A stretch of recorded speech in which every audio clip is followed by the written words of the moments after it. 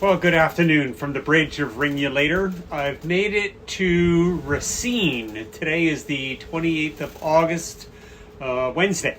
So Racine is a town here. I don't know how big it is, maybe 10,000 people, I'm not sure. Anyways, I just got here. I found this spot behind this break wall. And it's a little windy yet because there's quite a bit of wind coming in from the northeast across Lake Michigan. Lots of fetch. But behind this break wall, it's fairly calm, just windy, a little bit rocky side to side, which is fine. So I've got the anchor set. So far for the last half hour, it's been holding, so hopefully it keeps going. So yesterday I had some time in that last place I was in, so I did a little experimenting. So I took those chargers, those DC or Delta Q chargers, that came with the electric motors when I bought them a year and a half ago, these two. So I hooked them up temporarily. I've got some leads off here to the main bus, 48 volt. These are just 120 volt plugs. So each one of them then gets connected in parallel down to the bottom onto the main bus. And these things, when I first measured them and turned them on, I got nothing. But what it turns out with these ones is they need to have load first. So the one challenge I had with them is it doesn't tell you which is positive and negative on the terminals. I saw a little red wire here and there was a manual that alluded to that might be positive. So I tried it and it worked. So I plugged these two things in yesterday and I made up a temporary cord which violates more rules than you can shake a stick at. But it's got a 30 amp twist lock at one end and two 15 amp straight blade 15s on the other side. So I hooked that up to a second shore power, fired these things up, and my goodness, they work nice. So I was getting about 2,500 watts of the two of them together running up, which was great. Added that to the shore power running through my Victron Quattro, which gives me another 3,000 watts, give or take. So add that up, a little bit of sun, and oh my goodness, those batteries were just on fire, just charging up like you wouldn't believe.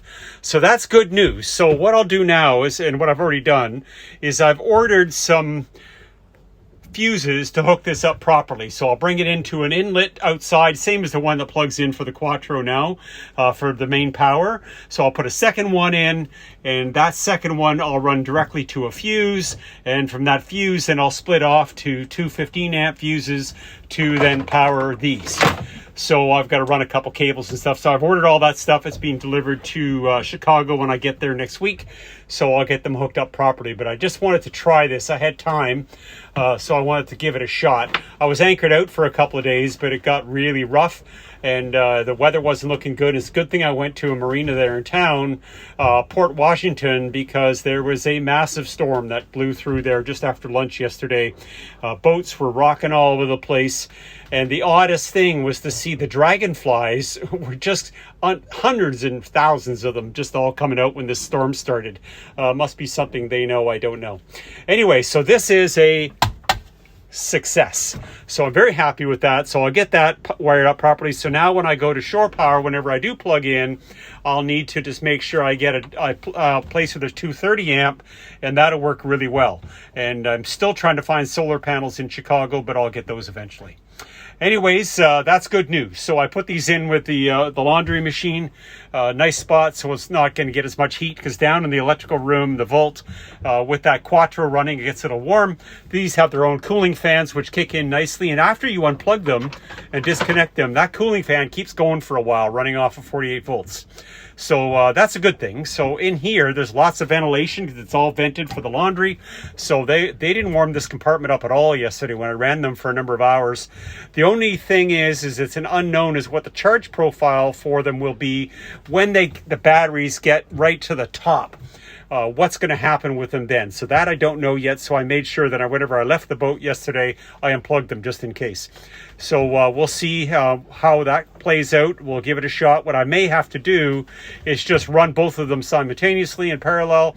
And then whenever I get near the top of the charge, shut these off and just let the Quattro run, because I know it has the proper charging profile. So that's exciting. So we'll see how that works over the next little while and keep that going. So take care, everybody.